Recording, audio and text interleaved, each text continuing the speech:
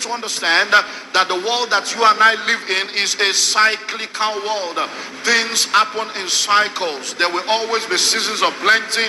There will always be seasons of famine. But you and I, as God's children, have a covenant that can help us to position ourselves in such a way that we will not be victims of what the world has become a victim of. So we're looking at these common mistakes that people make so that you can position yourself, insulate and separate yourself from being a victim of pandemics that will come in the financial sector as we continue to live in this world. So last week we looked at the first money mistake, refusing to prioritize financial education, ignoring the culture, refusing to prioritize financial education is a major money mistake.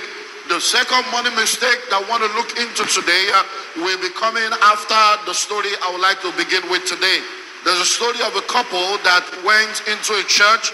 They spent less than a year in that church, and by virtue of the grace of God upon the man of God and upon the ministry, the messages and the prayers, the word of God and the ministry of that church became a tremendous blessing to this couple.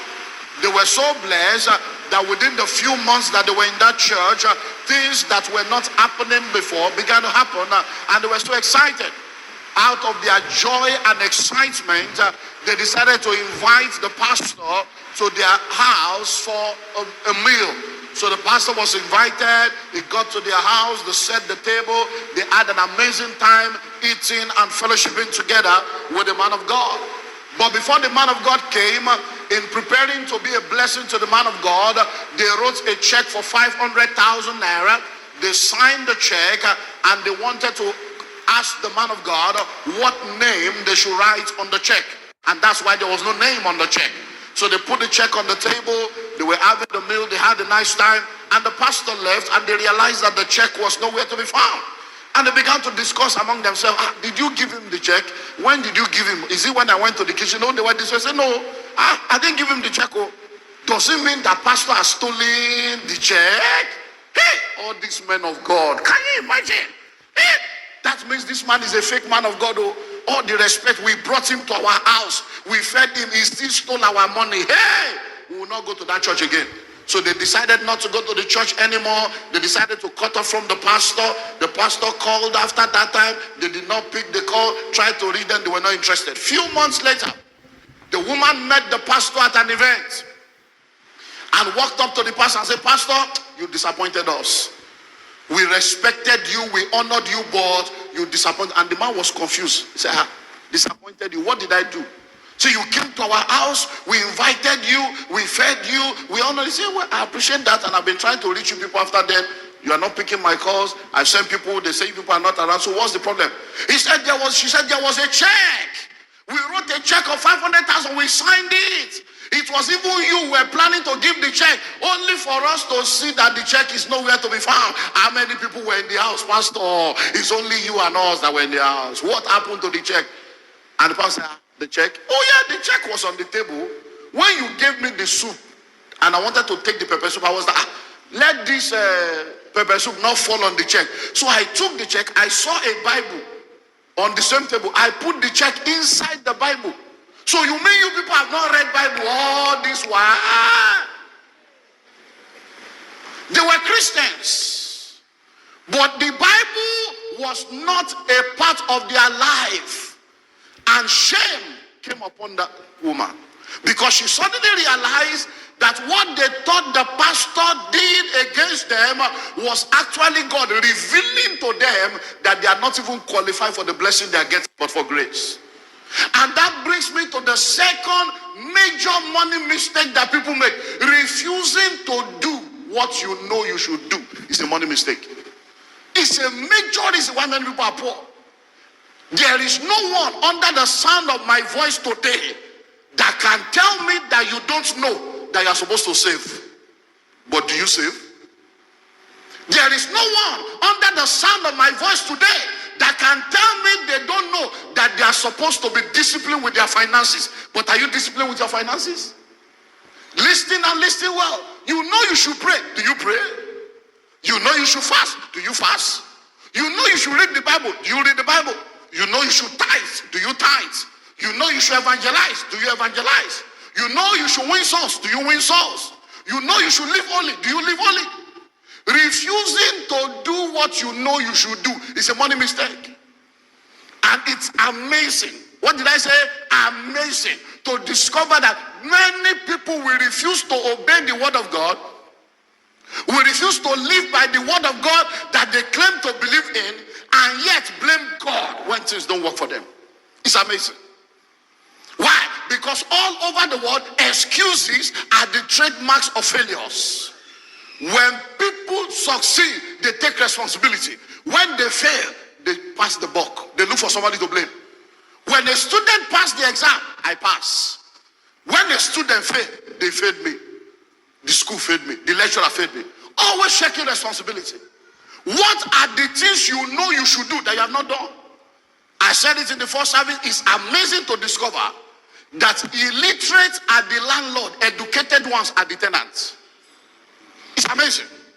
You will go and park 8 million naira car in a house and you are paying 1.5 million naira rent with master's degree, and your landlord doesn't have school cert, but he has more common sense than you do. Why? Because you lack understanding. Refusing to do what you know you should do is a money mistake. Many people are not disciplined with their finances. Many people are not acting on what they know they should do. Why? Just because there is an enemy that wants to mess up their life. So one money mistake you must avoid is what you are supposed to do, do it when you are supposed to do it. Hello?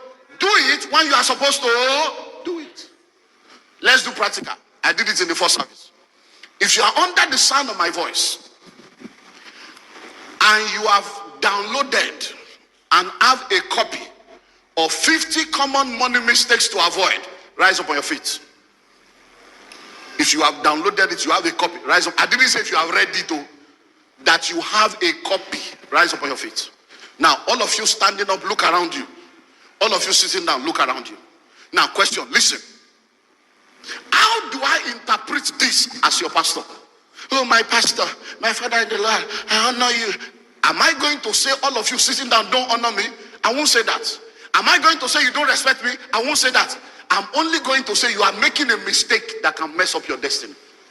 The book is not for sale, offeni, balao, Jesu kuote jeresile. Hello, offeni bala. Please be seated. But look at hundreds of people. Hey, they are going to church. What are all these pastors doing? It is not pastor's fault. Pastor can pray from today to tomorrow. No pastor can answer prayer. No matter how much I desire your breakthrough, if you are not qualified, it won't happen. Hello? Iwe of a free book, 50 common money mistakes. Go and download. But you have visited WhatsApp, you have visited social media, you have visited NSAS, you have visited Big Brother, you have visited Who Toasted Who, you have visited all manner. So why are people poor? What is the mistake that brings financial pandemic? Refusing to do what you know you should do. Refusing to know, hey me, no. I cannot do all this 1,000 naira contribution. I'm above that. Yet you don't have any 12,000 you don't have. Hello? You have been a landlord you have been a tenant for 18 years in the same house. The man has died. The son has become your landlord, and you are not ashamed of yourself. You are still opening your mouth to say, don't talk to me like that. I know when we get back to you in this house, you should be ashamed, sir. No. All this your Moweba for. I don't have all those kind of Moweba for land. I don't have time for that. I need correct land. When it's time to build, I will buy a leke. Hello?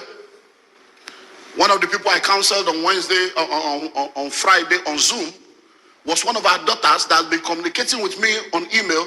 I didn't know she was one of our daughters, so we've been communicating. We want to do this one. So When I finally saw, I said, he said, Pastor, you will know me. I said, the way Pastor is replying me on this email, Pastor does not know I'm his daughter. I said, she said, I was looking forward to this Zoom. That I know that when I start saying, you are. And in our discussion, she said, Pastor, I want to buy land. You know what she told me? She said, all those days, this is 17 years ago, 1917, so all those days, you just there buy land. Hey, city today. She was cutting my skin. A city today. He said, all those things you were saying didn't make sense to us. I hear me. See, it didn't make sense. Okay, which one is land? No, when the time comes, it's husband we are looking for now. It's not a matter of land. See, but you kept saying it there. Say, if we have bought those land then, where would I be now? He said, so now I want to buy now. Are those lands still available? I said, they are available, but not at the same price. What are the things you know you should do that you are not doing? That's what is keeping you where you are. It's not an altar in your father's household.